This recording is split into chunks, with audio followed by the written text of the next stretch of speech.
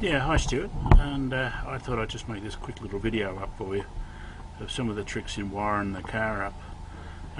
What I've got under the bonnet here is I'll show you. As you can see on the main terminal on the battery, I have several leads coming in. This particular lead is the winch lead. This lead down here is the lead that goes to the back to the switch that I have in the back, which joins the batteries up so I can jump start the car. Under the bonnet here I have an isolation switch on the wire going to the back in case I have a short in the front or the back of the car. I can isolate everything. And on the side here I have these relays which run the radios in the car, and those relays only go on when the power's on. They don't go on other times. So you don't leave a radio running all night and come back and have a flat battery. Back of the car, where the leads are threaded through the chassis, half-inch leads, that I can jump start the car on. Now, on this switch, this is a multiple switch which will allow me to hook both batteries together, or either battery, one on each side I've got here, and they're underneath the back of the tray here. Battery there, another one on the other side. But what I've also got on this system is a charging system. And if you notice, there's two relays here. There's a spare one always. I always have a spare. There's two relays. There are 60 amp relays, and these relays only ever come on when the engine starts, and they actually hook up the two batteries at the back here and charge them. Now, those relays only come on when the engine starts. The rest of the time I have a solar panel on the roof, a 100 watt solar panel, and I have these 30 amp solar regulators charging the batteries underneath the back here at all times. That's so that I have 30 amps so that I can plug in more panels if I need them. Sometimes when I go away and play radio, I need more power, so what I do is I plug a couple of extra panels in, and I can run them through the 30 amp, where if you bought a 10 amp you couldn't do it. Okay, one of the things I do about my switches, I've had a lot of trouble with switches in four-wheel drives over the years, out in the outback and bouncing on dirt roads.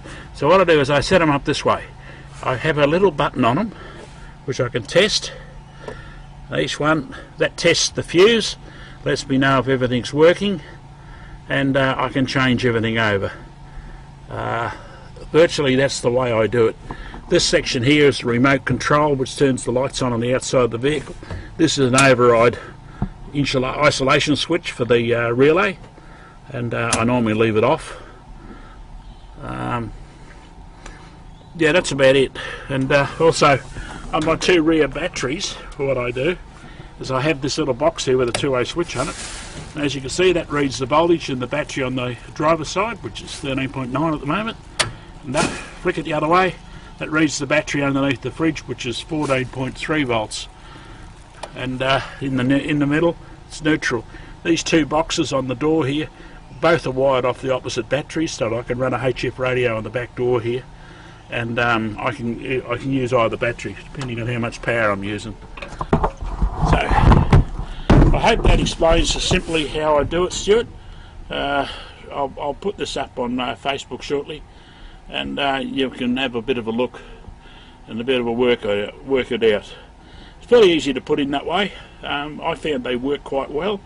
I've had to go up to 60 amp relays. I used to always use the 30 amp relays, but they seem to die too easy nowadays, so I use the 60 amp relay. And yeah, that's about it for the charging system that I run. One of the other things I run in the back of the car is an inverter. It's a 2 kilowatt inverter. That's hooked up to my 240 volts. If I need 240, I turn that on. And you'll notice on this side, which is the driver's side, there's a second solar regulator, and that solar regulator charges the battery on this side. I have virtually two of everything, because if one breaks I can always use the other one. And I have the solar panels on the roof wired up so I can flick a switch and put two of them into one battery if I need to give it a bit of a belt.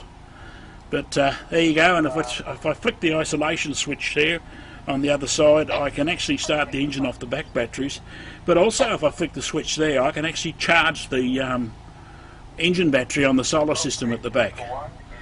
So it works. and of course the CFA have to talk at the same time.